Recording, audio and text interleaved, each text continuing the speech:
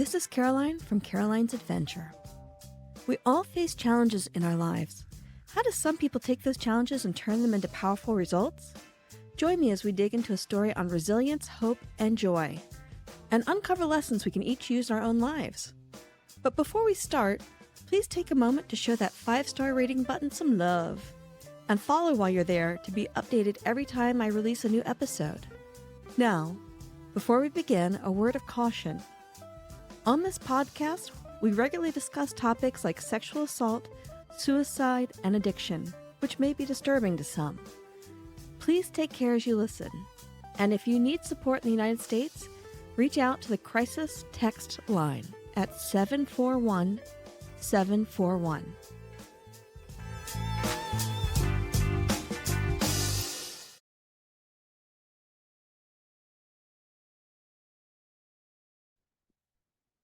Y'all, I've been alluding to this story for the last couple of months on social media. And I've been trying to figure out how to get to a place where I was ready to share it. And finally, what I realized was that as much as it helped me when Jessica Ella shared her story with me in our interview, I hope that maybe by sharing it with you, I might be able to help one or two of you in your own path with this.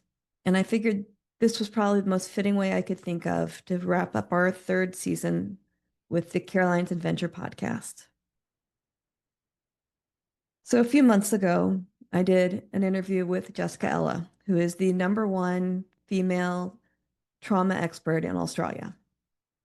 And what makes Jessica Ella so amazing is that she was already a therapist, but she kept having this nagging sensation that she was drawn to that topic for some deeper reason, and she couldn't quite place it until she started having memories triggered that reminded her of her own sexual abuse at the hands of her father and grandfather. And rather than just figuring out how to process that on her own, she's turned and created a public platform where she shares this story with others to help them in their own process. And as we were going through the interview, and Jessica Ella was giving tips on how you might be able to identify if you had been sexually assaulted as a child. Things like a deep sense of shame. And she said, children don't really understand what shame is. So if you have shame from your childhood, it's because something occurred which you were taught to feel shameful about. And I was like, well, that's weird because my entire life I've felt deep shame over my childhood. And then she said, if you had large sections of childhood where you had blocks of memories missing. And I was like, well, that's real weird. I've got certain sections of my childhood where I've got large chunks of memories missing, and I just always assumed that was normal. And then she said, if you have intrusive thoughts, that's another sign. And as she's talking about this in the interview, I realized every professor that I ever had, I fantasized about having sex with. And I'm talking about unattractive, greasy, old men. And it wasn't a positive fantasy, but I would always wonder what it was like to have sex with them. And it happened a lot with me in the corporate world where I would just always have these intrusive thoughts that I didn't welcome or want, but I would have those thoughts of, gee, I wonder what that would be like. And as she talks through it, I thought, that's real weird because I've always had these intrusive thoughts. And she continues on with the list. And finally, she stops me and says, I've been watching your face as we've been going through this discussion, and I'm guessing you're feeling some stuff. And I said, I'm not sure exactly what I'm feeling, but I'm feeling a little bit freaked out. And she said, okay, when you're ready to have that discussion, reach out to me. So we finished out the interview, and I couldn't bring myself to actually edit it for probably 2, 3 months because it just felt too heavy. And as I went along, I started to have these weird little snippets of memories that had always been with me, but that I'd always written off as just imagination. Because when I have flashbacks come back of the normal abuse that my father did, well, not normal, there is no such thing as normal abuse, but the physical abuse or the verbal abuse, they come in these crystal clear vignettes out of nowhere. And suddenly I have like this whole fresh new memory that just hits me and comes out of nowhere. And when those arise, I know that they're real. But with the sexual abuse stuff, it's much more nebulous and much more just kind of unattached. The vignettes that I get with the sexual abuse are, I guess, a lot harder for me to face still.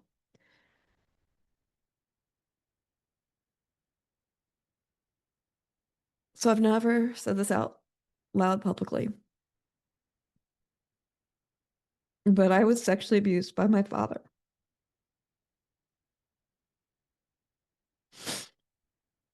And I've spent the last couple of months dealing with the memories that have come up with that and working through it, which is hard when you think that you understand what your childhood is about. And it was about brutal abuse and verbal abuse and pain and sadness. But I thought I understood the depths of what was there. I thought I had faced it all. And I keep saying every time I think I've reached the bottom of this, I discover something new. I said that over and over again. And I keep thinking, dear God, like, when do we get to the end? How can people be that awful to a child? I can't understand. But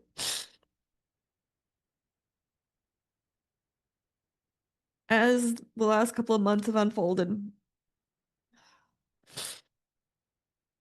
more memories started to solidify. And they're still not solid the way that the physical abuse ones were. But I finally had to come to terms with the fact that his abuse wasn't just physical and emotional and verbal, it was also sexual.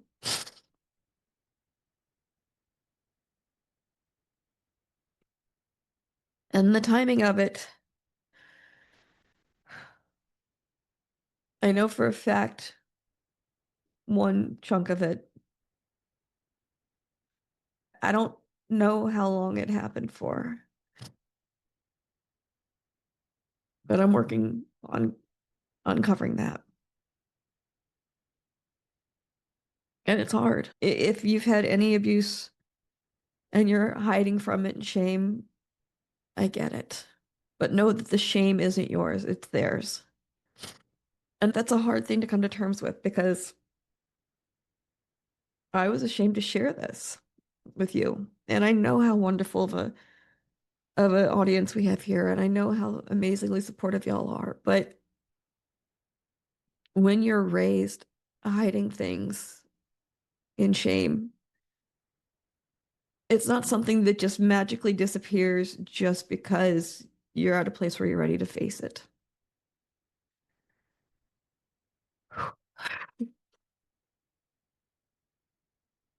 So yes, I was sexually abused by my father, and I'm pretty confident my mother knew about it. And I won't get into why, but I'm pretty confident she knew. And I think that's the piece that hurts the worst. Because I knew he was an awful person. But for so long, I wanted to believe that my mother wasn't. And I know better now. But God, I can't imagine letting someone do that to my child. I can't imagine doing that to a child. I get that he was a monster, but I can't imagine letting someone do that to my child. Ah, I would kill him if I thought for a second that someone did that to my child. If you've experienced something like this, know that it's not your fault. You did nothing to deserve it. You're not alone. I'm here. Jessica Ella is amazing with this stuff. If you need someone to help you work through it, she's phenomenal. And I will tag her when I upload the show notes for this. But she's on social media. But trust me on this one, get help because this shit is heavy and it's hard. And if you've carried it alone up until now, there's no need to keep going forward alone because the only way to heal is by facing it. And I promise you, as hard as it is to face it, long term, it's so much easier and so much healthier of an approach than trying to continue to carry it alone. God, I got tears all down my front of myself. Uh, so yeah, I don't know what else to share on this. I don't really know that there's anything to be gained by sharing the specifics. Um, but I thank y'all for being such an amazingly loving, supporting community. And I'm grateful to have some place that I can share this and that it hopefully does somebody some good because that's the best thing that can come from this is not, me having content for one podcast interview. It's that hopefully this podcast interview reaches somebody who really needs to know that they're not alone in this. And that the longer that you harbor it in silence, the more pain it will bring you. And there's no need for that. If you've faced something like this, you've already carried the pain long enough. Set yourself free. I promise you it's so much better because just being able to be at a place where I can actually openly and upfront say that I was sexually abused by my father is so much more powerful and safe of a position to come from. So it's been a tough few months. I've been in the depths of it. My poor kids have they've weathered it with me and I feel bad because they're young and they don't really understand why I've been struggling with this. And luckily it only took me maybe about a month to really work through the worst of it. But I'm so grateful for my family. I have some wonderful people. I have some shitty people too, but the ones that matter are wonderful. And I'm so grateful for them. And I'm so grateful for you. So if you're listening to this and you need support, reach out to me, reach out to Jessica Ella, find a therapist, find a friend, find someone because you're not in this alone. And thank you for listening. I love y'all so much. You're amazing. Thank you.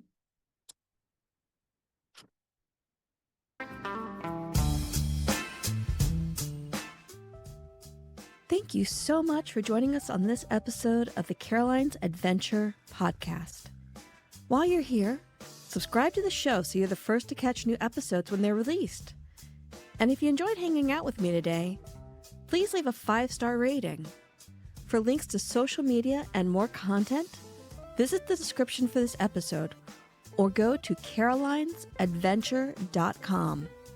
That's Caraline with 2 A's, adventure.com.